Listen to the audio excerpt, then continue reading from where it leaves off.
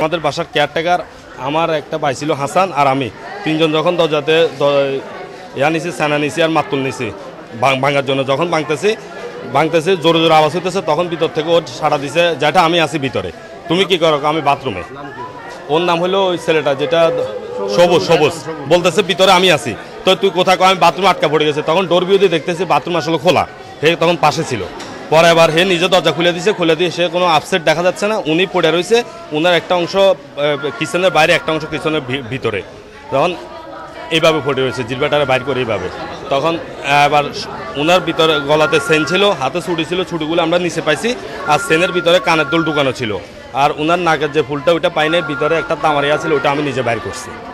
এতটুকু এর পরে তো সবাই আসছে দেখছে ওরা আমরা দৌড়ছি পুলিশে খবর দিয়েছি পুলিশ এসে ওর স্বীকারোক্তি নিয়ে ওরা এখন থানা নিয়ে গেছে এতটুকুই গেছি আমার ভাতিজা সবুজের ফাইছি ঘরে ঢুকি অনেকক্ষণ দরজা ফিডাফিডির পরে দরজা খুলছে খোলারও রাত্রে ফাইছি এখানে পাওয়ার পরে দেখলাম যে হেঁটে এক সাইডে খাড়াই কান্দের আর এক সাইডে হে পড়ে রয়েছে স্বর্ণগুলো তার মাথার পাশে পড়ে রয়েছে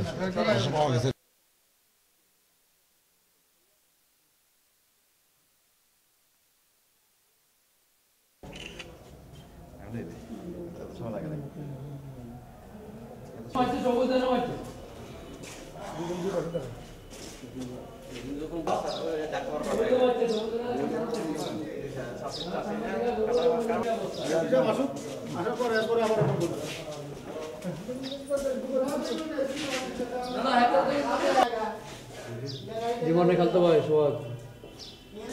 মালিক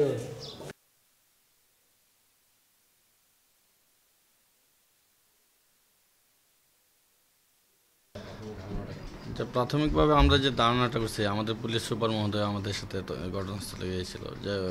যে ভিকটিমের আপনার স্বামীর ভাতিজা আসছিল আজকে দুপুর আসরের আজানের পরে তো ওই যে আসামির যে কথাবার্তা আপনার অপ্রাসঙ্গিক মনে হচ্ছে আয়ের কাছে এক এক কথা বলছে আবার আমাদের জিজ্ঞাসাবাদে অন্যরকম কথা বলছে যে প্রাথমিকভাবে আমাদের মনে হচ্ছে যে ওই দায়ী যে সেই একমাত্র আসামি এবং সেই এই মূল ঘটনার সাথে জড়িত যে ঘটনাটা আপনার এই যে অলংকার জিনিসপত্র নেওয়া যে লোভে অর্থ লোভে এই সংক্রান্ত ব্যাপারে সেই ঘটনা ঘটাচ্ছে বলে আমরা প্রাথমিকভাবে মনে করতেছি।